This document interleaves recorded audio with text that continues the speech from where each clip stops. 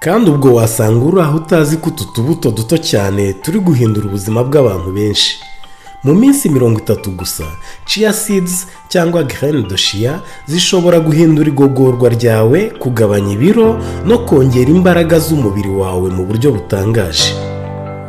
Ariko hari amabanga menshi abantu batazi kuri zo, kuko abantu benshi bazirya nabi ntibabona akamaro kazo ka nyako. Kandi hari uburyo bwihariye bwo kuzikoresha bwatuma umubiri wawe uzungukiramo byinshi cyane mu minsi mike gusa. Mu nyandiko y'ubushakashatsi yasohotse ku rubuga rwa National Library of Medicine, inyandiko ifite umutwe ugira uti The Chemical Composition and Nutritional Value of Chia Seeds, Current State of Knowledge, ugenekereje mu kinyarwanda byasobanura ibinyabutabire n'intungamubiri bigize Chia Seeds. Ukurikije ubumenyi uko buhagaze ubu, bavuga ko Chia Seeds ari kimwe mu biribwa bifite intungamubiri nyinshi kurusha byinshi abantu basanzwe barya buri munsi. Muri iki kiganiro tugiye kurebera hamwe akamaro 10 gatangaje ka Chia Seeds ku mubiri, uburyo bwiza bwo kuzikoresha ndetse n'ibyo ugomba kwitondera mu kuzikoresha. Niba ukunda ibiganiro by'ubuzima bwiza rero n'amabanga yafasha umubiri wawe gukora neza, kanda subscribe nonaha kugira ngo utazasigara, kanda kuri like unasangiza abawe iyi nkuru, ubundi dukomezanye.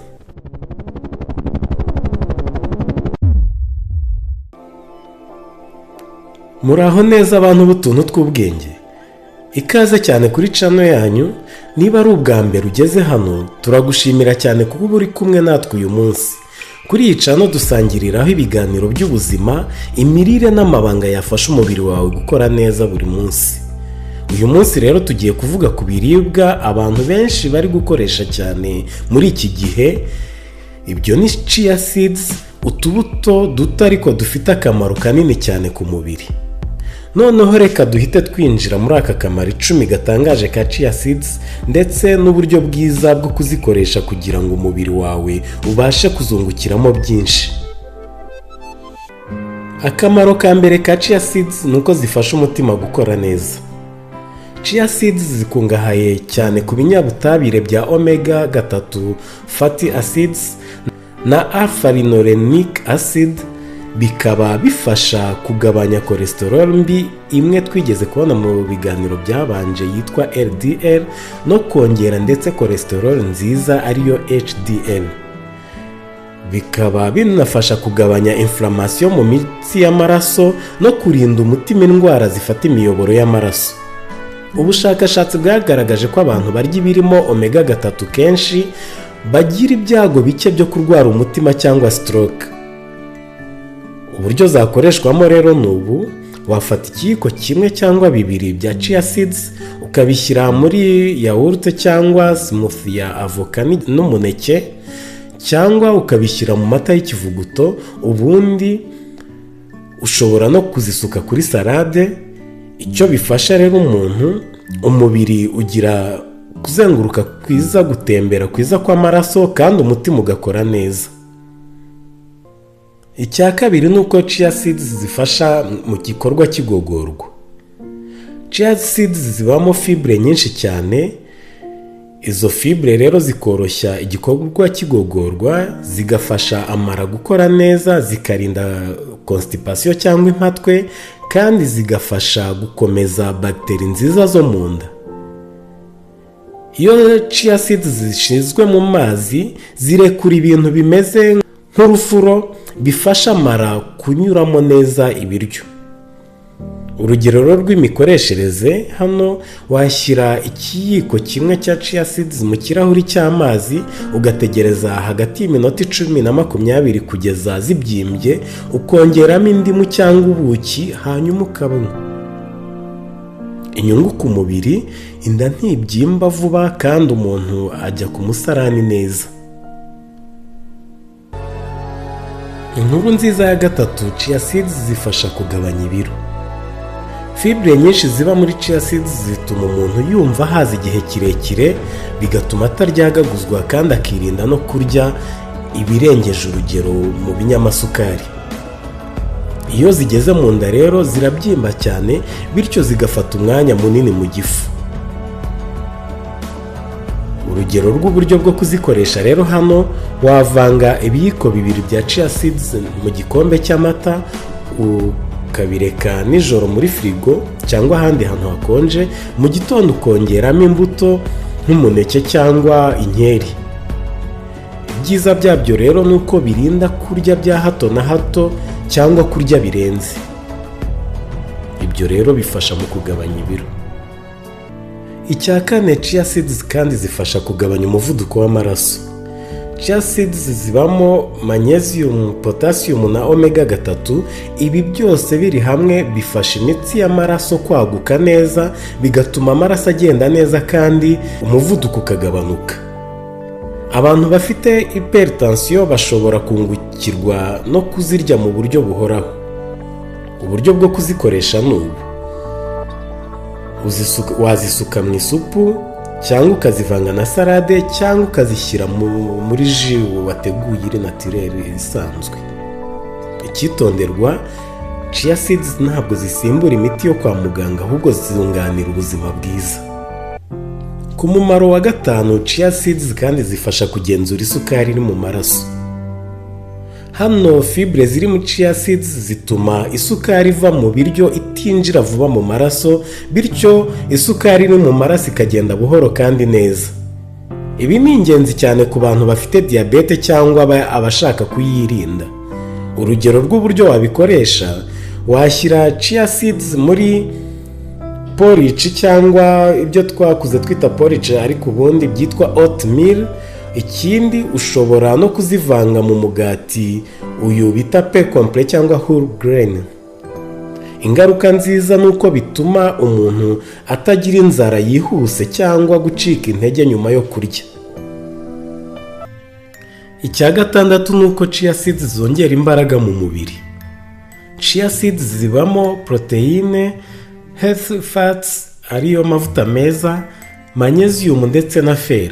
Ibi bifasha imikaya cyangwa inyama z'umubiri gukora neza, bikongera imbaraga no gufasha umuntu kudacika intege vuba. Kubifuza kugarura ingufu vuba, iki ni igisimbura cyiza cy'umwimerere cya bya binyobwa bita energy drinks. Niyo mpamvu bamwe mu bakinnyi bazikoresha mbere ya siporo. Urugero rero rwo kuzifata hano, wavanga chia seeds muri smoothie y'umuneke mbere yo gukora imyitozo. Hano umuntu yungukiramo imbaraga ziramba kandi umunaniro ntugufate bya hato na hato.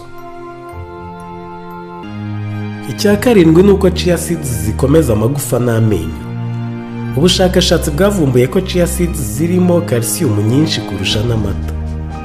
Ibi bigafasha gukomeza amagufa, kurinda osteoporosis, indwara yo gucika intege kw'amagufa, bikanakomeza amenyo.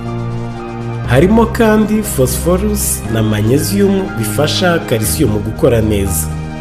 Uburyo rero bwo kuzikoresha hano ni ukuzivanga mu gikoma, mu mata cyangwa muri yawurute.